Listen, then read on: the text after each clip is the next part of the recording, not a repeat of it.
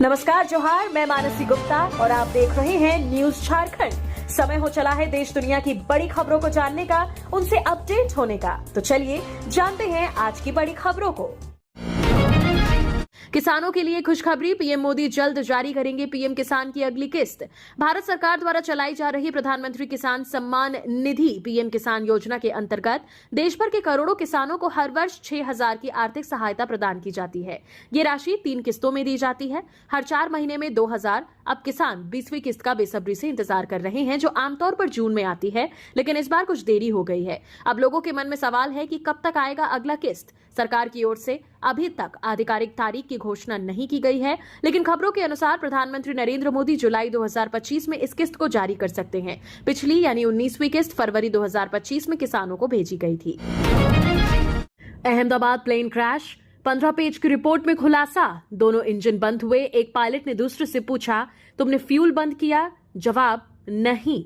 Ahmedabad plane हादसे के 1 महीने बाद शुरुआती जांच रिपोर्ट आ गई है। एयरक्राफ्ट एक्सीडेंट इन्वेस्टिगेशन ब्यूरो ने 12 जुलाई को 15 पेज की रिपोर्ट सार्वजनिक की। प्रारंभिक जांच के मुताबिक यह हादसा विमान के दोनों इंजन बंद होने की वजह से हुआ था।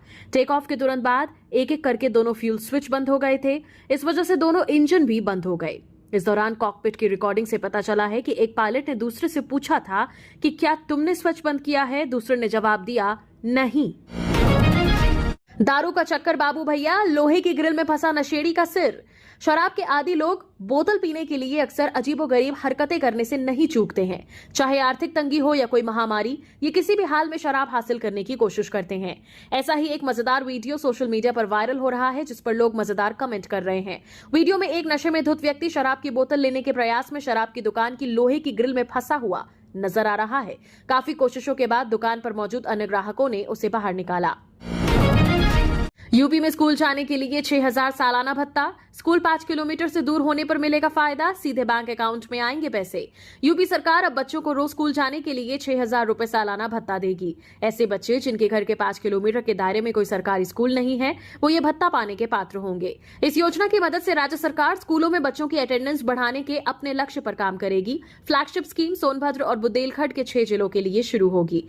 इन इलाकों में बच्चों का स्कूल तक पहुंचना एक बड़ी समस्या है। स्कीम के तहत झांसी, चित्रकूट, जालौन, हमीरपुर, महोबा, बांदा और सोनभद्र के स्टूडेंट्स 6,000 सालाना ट्रैवल अलाउंस पाने के पात्र हैं। ये स्कीम अभी कक्षा 9 से 12 के लिए बच्चों के लिए लॉन्च की गई है। इसके लिए जरूरी है कि बच्चे का घर सबसे नजदीकी सरकारी स्कूल से 5 किलोमीटर से ज्यादा दूर होना चाहिए। ये स्कीम इसी एकेडमिक सेशन यानी 2025-26 से ही लागू होगी और दूर दराज के इलाकों में रह रहे हजारों स्टूडेंट्स को फायदा देगी। सालाना भत्ता सीधे स्टूडेंट्स के बैंक अकाउंट में डीबीटी यानी डायरेक्ट बेनिफिट ट्रांसफर की मदद से भेजा जाएगा। प्लान के तहत भत्ते की पहली किस्त 5 सितंबर तक जारी कर दी जाएगी। सरकारी नौकरी, इंडियन एयरफोर्स में अग्निवीर वायु के भर्ती के लिए आवेदन आज से शुरू। 12वीं पास से लेकर इंजीनियर करें अप्लाई। इंडियन एयरफोर्स में अग्निवीर वायु भर्ती के लिए आज से आवेदन प्रक्रिया शुरू हो रही है। उम्मीदवार ऑफिशियल वेबसाइट अग्निपथवायु.cdac.in पर जाकर आवेदन कर सकते हैं। इस भर्ती के लिए परीक्षा की तारीख 25 सितंबर 2025 तय की गई है। दिल्ली एनसीआर में फिर से भूकंप, 3.7 तीव्रता। 2 दिन में दूसरी बार झटके महसूस हुए। आज भी हरियाणा के झज्जर में केंद्र था। दिल्ली एनसीआर में शुक्रवार शाम करीब 7:49 पर फिर से भूकंप के झटके महसूस किए गए। भूकंप का केंद्र हरियाणा के झज्जर में था। नेशनल सेंटर फॉर सिस्मोलॉजी के मुताबिक रिक्टर स्केल पर भूकंप की तीव्रता 3.7 दर्ज की गई। अब तक किसी के हताहत होने की खबर नहीं है। इससे पहले गुरुवार को भी दिल्ली में भूकंप के झटके महसूस किए गए थे। कल भी भूकंप का केंद्र हरियाणा के झज्जर में ही था। तब रिक्टर स्केल पर तीव्रता 4.4 दर्ज की गई थी। अफगानिस्तान में 19 अप्रैल की दोपहर 12:17 पर रिक्टर स्केल पर 5.8 तीव्रता का भूकंप आया था। इसका असर जम्मू कश्मीर और दिल्ली एनसीआर तक महसूस किया गया था। जानमाल का कोई नुकसान नहीं हुआ था। नेशनल सेंटर फॉर सिस्मोलॉजी के मुताबिक भूकंप का असर जम्मू कश्मीर के कुछ हिस्सों में भी महसूस किया गया। श्रीनगर में एक व्यक्ति ने बताया, मैं दफ्तर में था, तब मेरी कुर्सी हिली। कुछ इलाकों से लोगों को घरों और ऑफिस के बाहर भागते देखा गया। अमरनाथ यात्रा के दौरान यात्री लापता, सर्च ऑपरेशन शुरू। जम्मू कश्मीर के रेल पटरी में अमरनाथ यात्रा के दौरान लापता हुए एक यात्री की तलाश के लिए तलाशी अभियान शुरू किया गया है। आशंका है कि यात्री रास्ते में एक नाले में गिर गया। लापता यात्री की पहचान सुरेंद्र पाल अरोड़ा के रूप में हुई है, जो लुधियाना के रहने वाले हैं और ज्ञानचंद अरोड़ा के पुत्र हैं। वो अमरनाथ गुफा की ओर जाते समय छेशमा पॉइंट के पास अचानक लापता हो गए। जानकारी मिलते ही जम्मू कश्मीर ऑर्ड पुलिस, एसडीआरएफ, आईटीबीपी और स्थानीय पुलिस की टीमें एक साथ मौके पर पहुंची और संयुक्त सर्च ऑपरेशन शुरू किया। आईआईएम कलकत्ता में रेप, आरोपी गिरफ्तार। काउंसलिंग सेशन के बहाने बॉयज हॉस्टल बुलाया, नशीला ड्रिंक पिलाकर रेप किया। Indian institute of management Calcutta में शनिवार को एक स्टूडेंट से बलात्कार का मामला सामने आया। आरोपी को गिरफ्तार कर लिया गया है। पुलिस के मुताबिक सोशल मीडिया पर दोनों की जान पहचान हुई थी। स्टूडेंट किसी निजी मामले में सलाह के लिए आरोपी से मिलने आईआईएम आई थी। इसके बाद उसे बॉयज हॉस्टल ले जाया गया, जहां उससे रेप हुआ। घटना बिजनेस स्कूल के बॉयज हॉस्टल में शुक्रवार को हुई थी। आरोपी स्टूडेंट को शुक्रवार रात हिरासत में ले लिया गया था। आज गिरफ्तार कर लिया गया। पीड़ित ने एफआईआर में बताया है कि उसे काउंसलिंग सेशन के लिए हॉस्टल बुलाया गया। वहां उसने एक ड्रिंक पी, जिससे वे बेहोश हो गई। होश में आने पर पता चला कि उसके साथ बलात्कार हुआ है। कानपुर में रेलवे ट्रैक धंसा, कालिंदी एक्सप्रेस रोकी गई। एमपी के मंडला में बाढ़, 7 की मौत। राजस्थान के 13 जिलों में 4 इंच बारिश। उत्तर प्रदेश के कई हिस्सों में शनिवार को भारी बारिश हो रही है। कानपुर में बारिश से रेलवे ट्रैक धंस गया है। इसके चलते कालिंदी एक्सप्रेस को रोका गया है। लखनऊ की सड़कों पर घुटनों तक पानी भर गया है। मध्य प्रदेश में बारिश अब आफत बनकर बरस रही है। मंडला में बाढ़ से अब तक 7 लोगों की मौत हो चुकी है। शुक्रवार को सिवनी, छतरपुर समेत 10 जिलों में बाढ़ जैसे हालात रहे। आज रात को भी सभी जिलों में हल्की से तेज बारिश का अलर्ट है। राजस्थान में भी इस बार मानसून जमकर बरस रहा है। शुक्रवार को बीकानेर, झुंझुनू सहित 13 जिलों में 4 इंच तक बरसात हुई। धौलपुर में पार्वती नदी में डूबने से एक युवक की मौत हो गई। श्रीमाधोपुर में दुकानों में पानी घुस गया। फलौदी में शहर के बीच पानी नदी की तरह बहने लगा। पहाड़ी राज्य उत्तराखंड में लगातार तेज बारिश जारी है। उत्तरकाशी में लैंडस्लाइड में दबने से 57 साल की महिला की मौत हो गई। वहीं हिमाचल में लैंडस्लाइड से 184 सड़कें बंद हैं। बारिश से जुड़ी घटनाओं में 92 लोगों की मौत हो चुकी है। 33 लोग अभी भी लापता हैं। दिल्ली में 4 मंजिला इमारत ढही, 2 की मौत। साल भर के बच्चे समेत 8 जख्मी। पड़ोस के घर में मलबा गिरने से एक घायल। दिल्ली के वेलकम इलाके में शनिवार सुबह 4 मंजिला इमारत ढह गई। हादसे में 2 लोगों की मौत हो गई, जबकि 1 साल के बच्चे समेत 8 लोग घायल हो गए। बिल्डिंग में 10 लोगों का एक परिवार रहता था। इमारत के सामने वाले घर में रहने वाले अनीस अहमद अंसारी ने बताया कि जैसे ही इमारत गिरी, उसका मलबा हमारे घर पर आ गिरा। इस वजह से मैं भी घायल हो गया। एक अधिकारी ने बताया कि सुबह 7 बजे सीलमपुर में ईदगाह रोड के पास जनता कॉलोनी की गली नंबर 5 में इमारत गिरने की सूचना मिली थी। जब बिल्डिंग गिरी, उस समय स्थानीय लोग सुबह की सैर पर निकले थे। इन्हीं लोगों ने सबसे पहले बचाव कार्य शुरू किया। फायर ब्रिगेड के मौके पर पहुंचने से पहले ही मलबे में फंसे लोगों को बचाने की कोशिश शुरू कर दी गई। बाद में फायर ब्रिगेड की मदद से 3 लोगों को निकाला गया। नॉर्थ ईस्ट दिल्ली की एडिशनल डीसीपी संदीप लांबा ने बताया बचाव कार्य जारी है। पुलिस, एनडीआरएफ, सिविल डिफेंस और स्थानीय लोग मौके पर काम कर रहे हैं। स्थानीय लोगों ने बचाव अभियान में बहुत मदद की है। चंडीगढ़ मनाली एनएच पर भूस्खलन, लंबा जाम लगा। पंडोह डैम के पास हाईवे बंद। कटौला का माद रूट से जाने की सलाह, मलबा हटाने को काम शुरू। हिमाचल में मंडी जिले में पंडोह डैम के पास कैंची मोड़ पर भूस्खलन हुआ है। इसके बाद चंडीगढ़ मनाली राष्ट्रीय राजमार्ग पूरी तरह से बंद हो गया है। पहाड़ी से गिरे मलबे और पत्थरों के कारण सड़क पर यातायात ठप हो गया है। इससे दोनों तरफ कई किलोमीटर लंबा जाम लग गया है। रोड से मलबा हटाने का काम शुरू कर दिया गया है। जानकारी अनुसार भूस्खलन की सूचना मिलते ही जिला प्रशासन हरकत में आ गया। तत्काल मौके पर मशीनरी लगा दी है। मंडी के एसपी साक्षी वर्मा के अनुसार मलबा हटाने का कार्य युद्ध स्तर पर जारी है। हालांकि मार्ग को पूरी तरह बहाल करने में कुछ समय लग सकता है। यात्रियों की सुविधा को ध्यान में रखते हुए प्रशासन ने कटौला कमांद होते हुए वैकल्पिक मार्ग का सुझाव दिया है। बरसात के इस मौसम में चंडीगढ़ मनाली राष्ट्रीय राजमार्ग पर यात्रा करने वाले सभी वाहन चालकों को विशेष सतर्कता बरतने की सलाह दी गई है। वर्तमान में राजमार्ग के दोनों ओर वाहनों की आवाजाही पूरी तरह से रुकी हुई है और स्थानीय प्रशासन स्थिति पर लगातार नजर बनाए हुए है। पंजाब में किला रायपुर ओलंपिक को विधानसभा से हरी झंडी। पशु क्रूरता एक्ट में संशोधन, बैलों पर नहीं चलेगा डंडा। राज्यपाल की मुहर बाकी। पंजाब के मशहूर किला रायपुर ग्रामीण ओलंपिक को दोबारा शुरू करने की तैयारी चल रही है। इसके लिए पंजाब सरकार ने 11 जुलाई को विधानसभा में एक बिल पेश किया और उसे पास भी कर दिया। अगर अब राज्यपाल की मंजूरी मिल गई तो फरवरी 2026 में लुधियाना के किला रायपुर में फिर से बैल दौड़ देखने को मिलेगी। इस बार बैल दौड़ को कानूनी रूप देने के लिए पशु क्रूरता कानून एनिमल क्रूएल्टी एक्ट में बदलाव किया गया है। सरकार ने साफ कहा है कि दौड़ के दौरान बैलों को डंडे या किसी तेज चीज से नहीं मारा जाएगा, सिर्फ हाथ से थपथपा सकते हैं। जानकारों के मुताबिक बैलगाड़ी की दौड़ में हिस्सा लेने वाले हर बैल की मेडिकल जांच होगी और सभी बैलों का रजिस्ट्रेशन भी कराया जाएगा। साथ ही देसी नस्ल के बैलों को बढ़ावा देने की बात भी कही गई है। इसके बाद पंजाब के बाकी इलाकों में भी बैल दौड़ के मुकाबले हो सकेंगे। बता दें कि 2025 में जब किला रायपुर में ग्रामीण ओलंपिक हुए थे तब बैल दौड़ को शामिल नहीं किया गया था, लेकिन अब इस पर सरकार कानून लाई है तो विधायक खुद बैलों के साथ यात्रा निकालकर इसका प्रचार कर रहे हैं, जो लोगों में चर्चा का विषय बन गया है। गुजरात महिसागर पुल हादसा, मरने वालों की संख्या 21 हुई। अब तक 20 शव बरामद, 1 लापता, सर्चिंग जारी। नदी में गिरे टैंकर में सल्फ्यूरिक एसिड था।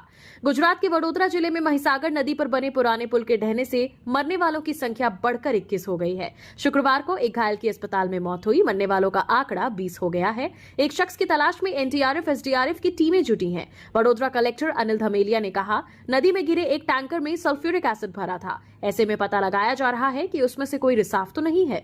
वहीं पानी, सोडा ऐश, सोडियम कार्बोनेट होने के कारण रेस्क्यू टीम को जलन और खुजली हो रही है। हादसे में एक ही परिवार के 3 लोगों की मौत हुई है। सीएम भूपेंद्र पटेल ने पुल ढहने के सिलसिले में राज्य के सड़क एवं भवन विभाग के 4 इंजीनियरों को निलंबित कर दिया है। हादसे की शुरुआती जांच में पाया गया कि पुल की नींव और जोड़ कमजोर हो चुके थे, जिससे ये हादसा हुआ। जांच समिति 30 दिन में पूरी रिपोर्ट देगी। महिसागर नदी पर बना ब्रिज 9 जुलाई की सुबह टूट गया था। चलते ट्रैफिक के बीच पुल टूट जाने से 2 ट्रक, 2 कार और एक रिक्शा नदी में गिर गए थे। एक टैंकर टूटे सिरे पर फंस गया था। 45 साल पुराना ये ब्रिज दक्षिण गुजरात को सौराष्ट्र से जोड़ता है। इसके टूटने से भरूच, सूरत, नवसारी, तापी और वलसाड से सौराष्ट्र पहुंचना मुश्किल हो गया है। अब इसके लिए अहमदाबाद होकर जाना होगा।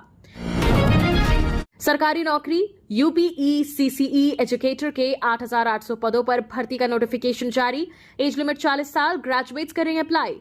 उत्तर प्रदेश सरकार ने यूपीईसीसीई एजुकेटर भर्ती का नोटिफिकेशन जारी कर दिया है। ये भर्तियां समग्र शिक्षा अभियान के तहत 11 महीने के लिए कॉन्ट्रैक्चुअल बेसिस पर की जाएंगी। ये भर्तियां उत्तर प्रदेश के 75 बाल वाटिका के लिए हैं। उम्मीदवार ऑफिशियल वेबसाइट sevayojan.up.nic.in पर जाकर अप्लाई कर सकते हैं।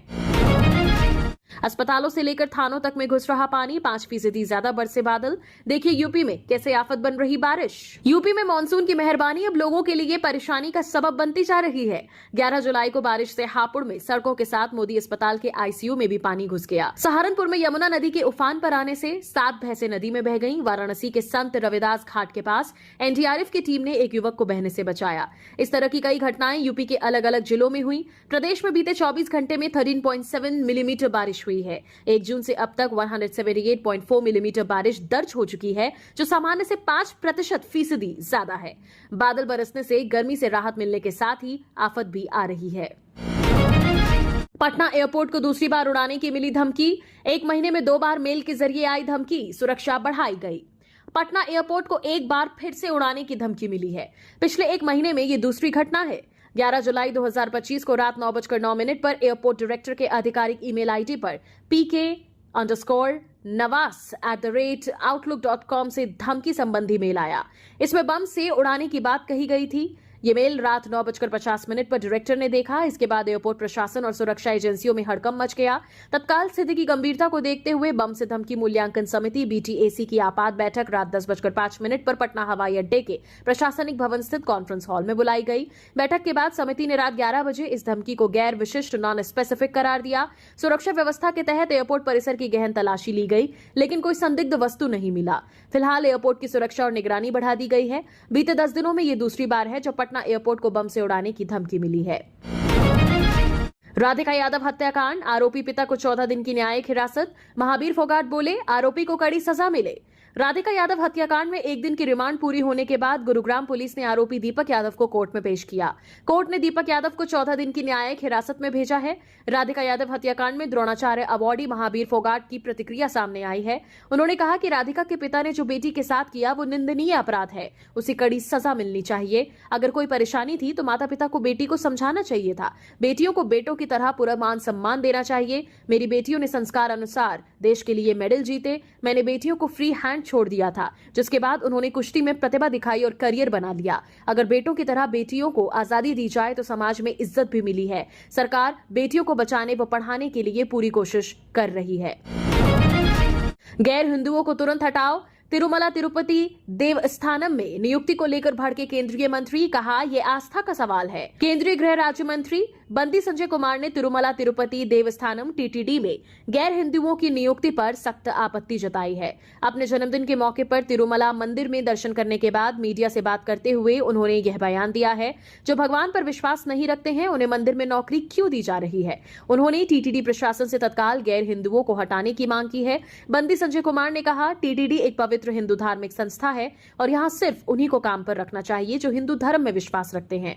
उन्होंने दावा किया कि तिरुमला में 1000 से ज्यादा गैर हिंदू कर्मचारी कार्यरत हैं जो धर्म और परंपराओं का पालन नहीं करते हैं। मणिपुर में 8 उग्रवादी गिरफ्तार। सुरक्षा बलों ने मणिपुर के 3 जिलों से विभिन्न प्रतिबंधित संगठनों के 8 उग्रवादियों को गिरफ्तार किया है। पुलिस ने बताया कि प्रतिबंधित PREPAK वीसी रेड आर्मी के एक सक्रिय कैडर को शुक्रवार को इम्फाल पश्चिम जिले के महाराबी से गिरफ्तार किया गया, जबकि सोरेपा के 2 सदस्यों को कॉकचिंग के उमाथेल इलाके से गिरफ्तार किया गया। अन्य गिरफ्तारियों में गुरुवार को इम्फाल पश्चिम के विभिन्न हिस्सों से केसीपी के 3 सक्रिय कार्यकर्ता और शुक्रवार को इम्फाल पश्चिम के फुमलो, ममांग, लेकाई और इम्फाल पूर्वी जिले के केईबी खुल्लेन गांव से प्रतिबंधित केसीपी के 2 सदस्य शामिल हैं। उन्होंने बताया कि आगे की जांच जारी है। सरकारी कर्मचारियों के अच्छे दिन, सैलरी में हो सकती है 30% से ज्यादा बढ़ोतरी। देश भर के केंद्रीय कर्मचारियों और पेंशन धारकों को 8वें वेतन आयोग की घोषणा का बेसब्री से इंतजार है। उम्मीद की जा रही है कि जल्द ही इस आयोग का गठन किया जाएगा, जिसमें करीब 1 करोड़ 1 लाख लाभार्थियों को लाभ मिलेगा। सरकारी रिपोर्ट्स के अनुसार 2026-27 वित्तीय वर्ष तक 8वें वेतन आयोग की सिफारिशों को लागू किया जा सकता है। इसका उद्देश्य न केवल कर्मचारियों की आय में इजाफा करना है, बल्कि उपभोग में वृद्धि करके अर्थव्यवस्था को भी गति देना है। बिहार यूपी में सरसों तेल के रेट में उछाल, अब 1 लीटर कितने में मिल रहा। महंगाई के दौर में खाने पीने की चीजों के दाम हर दिन बदलते हैं और सरसों का तेल तो भारतीय रसोई का ऐसा हिस्सा है जिसके बिना खाना अधूरा लगता है। ऐसे में ये जानना जरूरी हो जाता है कि आज के दिन सरसों के तेल का दाम क्या चल रहा है, खासतौर पर उन लोगों के लिए जो थोक में तेल खरीदते हैं या फिर किसान और व्यापारी हैं। आज यानी 12 जुलाई 2025 को मंडियों में सरसों तेल के भाव ने फिर हलचल मचा दी है। खबर आई है कि सरसों तेल के दाम इस वक्त 144 रुपए से 146 रुपए प्रति किलो के आसपास घूम रहे हैं। कुछ जगहों पर रेट और भी ऊपर है। अब एक्स यानी ट्विटर पर ब्लू टिक लेना हुआ सस्ता, कीमत इतनी कि एक पिज्जा भी महंगा लगेगा। सोशल मीडिया प्लेटफॉर्म एक्स, पूर्व में ट्विटर, ने भारत में अपने उपयोगकर्ताओं को बड़ी राहत दी है। कंपनी ने ब्लू टिक सहित प्रीमियम और प्रीमियम प्लस सब्सक्रिप्शन की कीमतों में भारी कटौती की है। अब ये सुविधाएं इतनी किफायती हो गई हैं कि कुछ मामलों में एक पिज्जा से भी सस्ती पड़ रही है। एक्स ने अपने मोबाइल ऐप यूजर्स के लिए प्रीमियम सब्सक्रिप्शन की मासिक कीमत 900 से घटाकर 470 कर दी है, जो कि लगभग 47% की कटौती है। हालांकि मोबाइल ऐप पर यह शुल्क वेब की तुलना में थोड़ा अधिक है, क्योंकि प्ले स्टोर और ऐप स्टोर फीस शामिल होती है।